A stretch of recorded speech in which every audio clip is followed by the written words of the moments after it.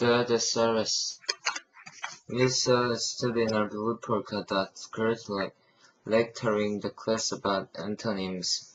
Antonyms and synonyms. How about MMS? Angie Jarrett thought and jiggled inside. It was going to be a while before anyone could run out to the open field that surrounded Munger Elementary. Luckily, Angie sat pretty close to the wind. She could almost feel the fresh air. It looked like that they had run since lunch. Angie knew that the bridge would smell nice from the morning's rain. She also knew that this was the best time to drive into the clover patch on the other side of the playground's only hill. That was where Angie went when she wanted to write about things or just to spend time with her imagination. Tiny gold-nosed puppies and great-winged buffalo were known to play in the clouds above the hill. No one knew about their games except Angie. She was watching the leaves on a tree just outside the window as they trickled each other in the bridge, and Miss Ellis interrupted. Angie, did you hear me? All of you need to bring thesaurus to use in class on Friday. If you don't have one at home, you can borrow one from me if you want. You let me know before Thursday. You will each need one for the class. No exceptions, Miss Jarrett. The bell rang before Angie could reply. She might have been about to defend herself, but instead she was willing with what Miss Ellis had just said. She'd been fascinated with the hulking creatures that had roamed the earth all those long years before.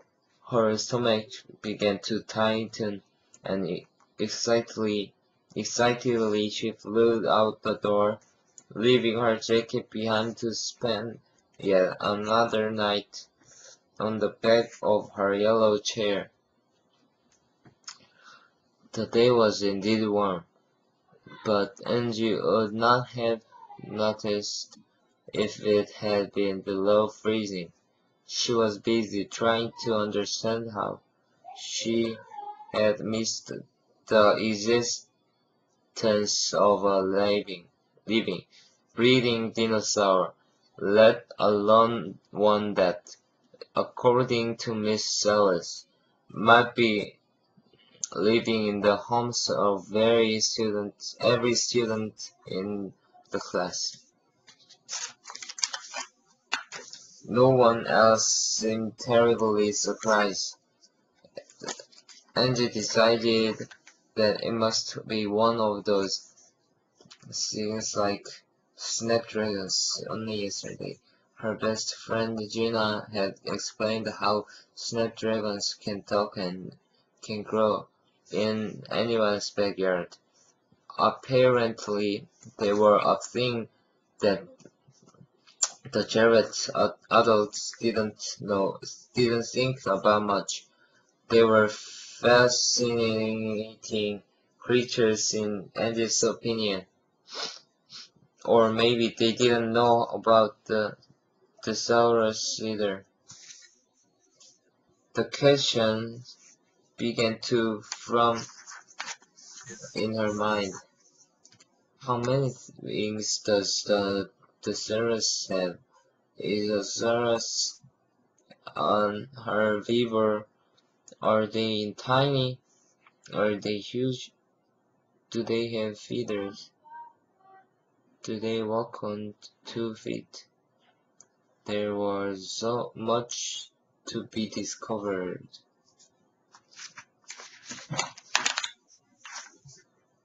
Three blocks from home, Angie changed course. She headed for a wandering patch that added an extra 10 minutes to her walk. She needed time to wonder what is the service like.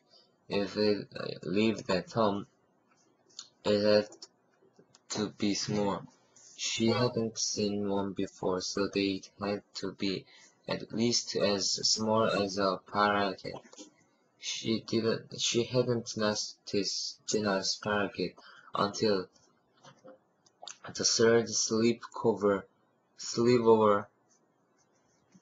at her house. The services were probably great, just like the dinosaurs in the program on PBS she had seen 2 weeks ago. This made it seem even more likely that the dinosaur could have wings. Maybe it was not so small. Any dinosaur that survived the Ice Age must be pretty amazing. Maybe it was a magical creature. No, that would be silly. Maybe it could camouflage itself, or shrink, the opposite of the blowfish. Perhaps they weren't as common as the teacher thought, and the class would all be asking for a loaner from Miss Ellis on Thursday. Angie hoped they weren't small, but in the end she decided they must be. 25 large dinosaurs would never fit inside the classroom. And so the daydream began. Suddenly, there were dinosaurs all over the place. The grassy path was overrun with the stubby creatures. They were roaring their little roars and changing color as they ran toward Angie. She stepped aside just as the charging dinosaurs vanished into the thin air. All the way home, there were incidents with the mischievous imaginary dinosaurs. Angie was so excited when she got home that she forgot to close the door. Without looking up from the paper, her mother asked Angie to finish her grand entrance. Angie did so, and looked at her mother expectantly. She was determined to be petted. After nearly 5 seconds of calm silence, Angie began in breathless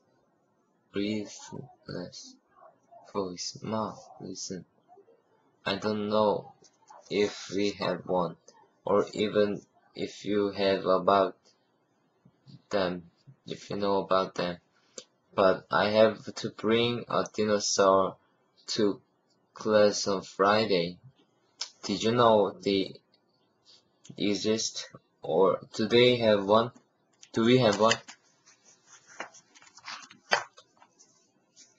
Angie's mother lowered the paper and asked, "What do you mean?"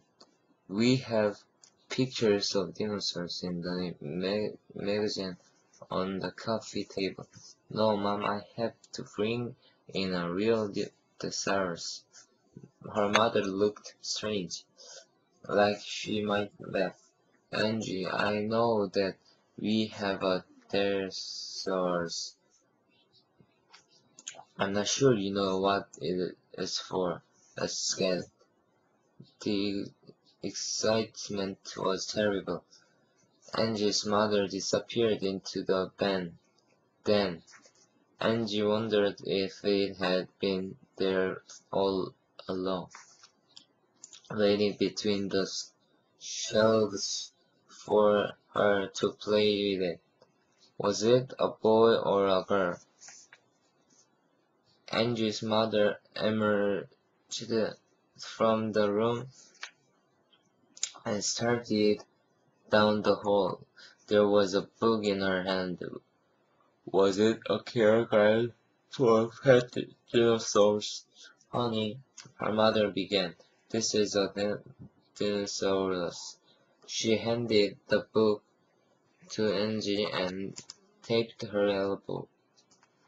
I know it isn't what you expected, but it really is a great thing to have.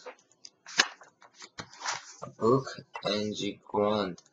How could a book be named something as exciting as Thesaurus?